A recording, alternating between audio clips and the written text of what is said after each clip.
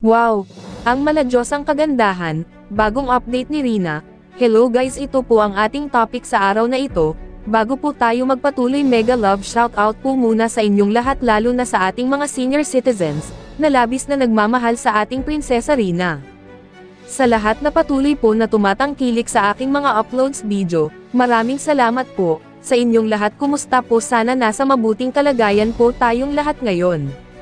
So ito na po guys, may bagong update po tayo sa ating mahal na Rina Mimay, may bagong update po tayo sa ating mahal na Rina. Dahil may isang vlogger ang nagsasabing nagkita sila ng ating mahal na Rina sa Maynila. At talagang nagulat daw sila kay Rina noong makita nila ito, sobrang ganda na daw po talaga si Rina ngayon, at lalo daw gumanda at pumuti at kuminis daw ang balat nito. At sabi pa ng isang vlogger, muntik na daw hindi na nila makilala si Rina dahil nga naging maladyosa na daw ang kagandahan nito ngayon. So, di wow, very good kung ganoon nga ang nangyayari, kung talagang totoo ang lahat ng ito, mas maganda at masaya sa pakiramdam, dahil nasa mabuting kalagayan pala ang aming mahal na Rina. Sana nga totoo ang lahat ng itong mga sinasabi ng isang vlogger, at sana pinicturein man lang niya si Rina, para kapanipaniwala ang mga sinasabi niya. Kasi kung sabi-sabi lang mahirap paniwalaan yun, sa bagay nasa Maynila si Rina, hindi nga maging malayo na pumuti at kuminis ito, dahil maganda ang tubig doon dahil nakakaputi at lalo pa at ito'y laging naka-air condition, talagang kikinis at puputi si Rina doon. Pero ang tanong, kumusta naman kaya ang pag-aaral niya, nakapagpapatuloy pa kaya siya sa pag-aaral, aanin naman ang maladyosang kagandahan at kaputian kung wala namang pinag-aralan. Kasi ang napaka-importante sa lahat ay ang education, kasi si Rina maganda na talaga siya, walang tutol dyan, ang kailangan ni Rina ay education dahil yun ang maging puhunan niya, para maging maayos ang buhay niya. Paano kung dumating ang panahon na mapapagod na kayo kay Rina? Paano kung iiwanan niyo na si Rina? Kawawa ang bata dahil wala siyang narating. Samantalang nasa pangangalaga pa siya ng Kalingap, tuloy-tuloy pag-aaral niya, kahit hindi siya binablog ni Kalingap Rab. Pero ni minsan hindi nila pinabayaan si Rina, kahit walang vlog si Rina kay Kalingap Rab, pero andoon pa din ang puso ni Kalingap Rab para kay Rina bilang kuya niya.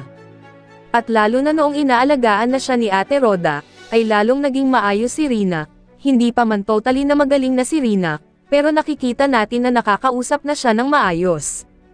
Kaya naman sana lang totoo ang lahat na ito, na naging maayos nga si Rina, at sana nga totoo ang lahat ng ito. May maikling audio clip, pakinggan po muna na atin.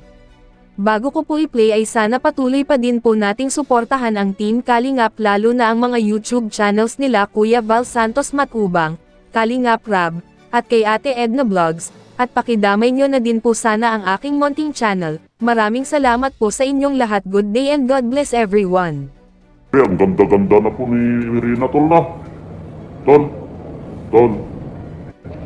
Hindi naman kayo ni sister. Ang ganda-ganda ni Rina, no? Ang ganda, isip ko yung